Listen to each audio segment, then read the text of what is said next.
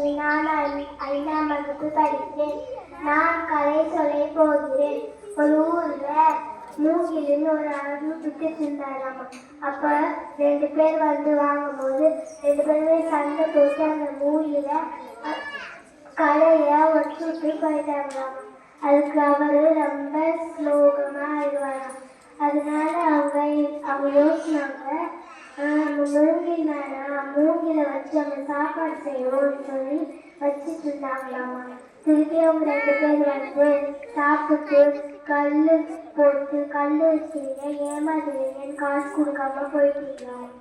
அப்போ ஒரு நாள் அவங்க வீட்டுக்கு வந்து அவங்க வீட்டில் நெருப்பு வச்சுட்டு போயிட்டாங்களாம். நன்றி, வணக்கம். அருமையாக கதை சொல்லிய மாணவிக்கு வாழ்த்துக்கள். அடுத்ததாக கதை சொல்ல வருகிறார் 5ஆம் வகுப்பு மாணவன் சுரேந்தர். அனைவருக்கும் திருக்குறள் வணக்கம். என் பெயர் சுரேந்தர். நான் 5ஆம் வகுப்பு படிக்கிறேன். நான் இப்போது கதை சொல்ல போகிறேன்.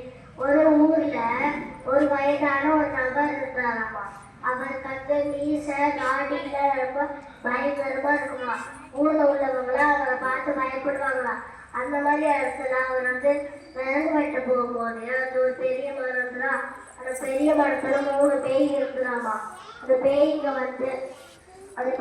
வந்து போய் வெட்ட போகும்போது, நீங்க வெட்டாதீங்க, நாங்க வந்து இங்கதான் தங்கிட்டு இருக்கோம், நீங்க வெட்டீங்களே உங்களுக்கு வேற மரம் கிடைக்காது அப்படின்னு சொல்லிச்சாமா அந்த பேய்லாம். அதுக்கு அந்த வயதான நம்ம, அப்படின்னா நீங்க வந்து எங்க நெல்லு வருஷம் தருவீங்களா அப்படின்னு கேட்டுருக்கோம். சரி தரோம் அப்படின்னு சொல்லியிருக்காங்க அந்த பேய்ங்க அந்த வயசான நபர்கிட்ட. சொன்னதுக்கு அப்புறம் வந்து வருஷம் வந்து நான் இதை குடிச்சிட்டு போகுவோம்.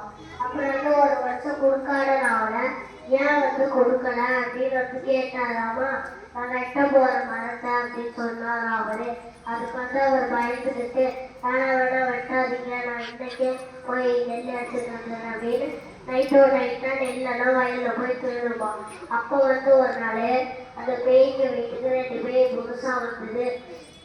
அது 2 பேயும் நெல் வெட்ட போகும்போது, ஏன் இவங்களுக்குலாம் நீங்க பயப்படுறீங்க, இவங்கெல்லாம் நம்மளை பார்த்து பயப்படணும் அப்படின்னு சொல்லிட்டு அந்த 2 பேயும் போகும்போது அந்த மாடுகளுக்கு வந்து அவர் சூடு வச்சு நம்பர் வச்சுட்டு இருந்தாரா 1 2.